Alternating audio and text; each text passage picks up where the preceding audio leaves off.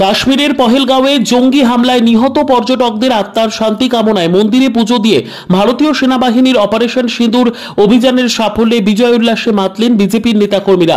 বৃহস্পতিবার সন্ধ্যায় এমনটাই ছবি নজরে এলো মালদার ইংরেজবাজার ব্লকের কাজীগ্রাম অঞ্চলের শ্রীরামপুর বুথ এলাকায়। এদিনের এই কর্মসূচি রূপায়ণে হাজির ছিলেন রাজ্য বিজেপির সদস্য নেতা নীলাঞ্জন দাস, বিজেপির জেলা নেতা বিশ্বনাথ মালো, বিজেপির ইংরেজবাজার 2 নম্বর মন্ডল কমিটির সভাপতি গৌতম মন্ডল সহ অন্যান্যরা।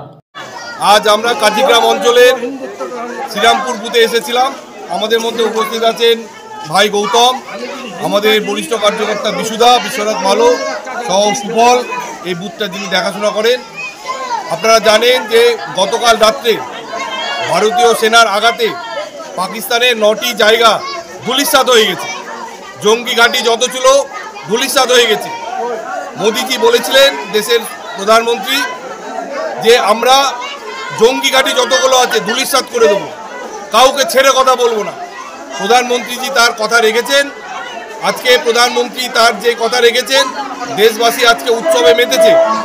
আজকে কালকে যে পাকিস্তানে আক্রমণ হয়েছে তাতে আমরা 26 জন যে বীর সনাতনী যারা মারা গিয়েছিলেন কাশ্মীরে, তাদেরকে যোগ্য শ্রদ্ধা জ্ঞাপনও করা হয়েছে।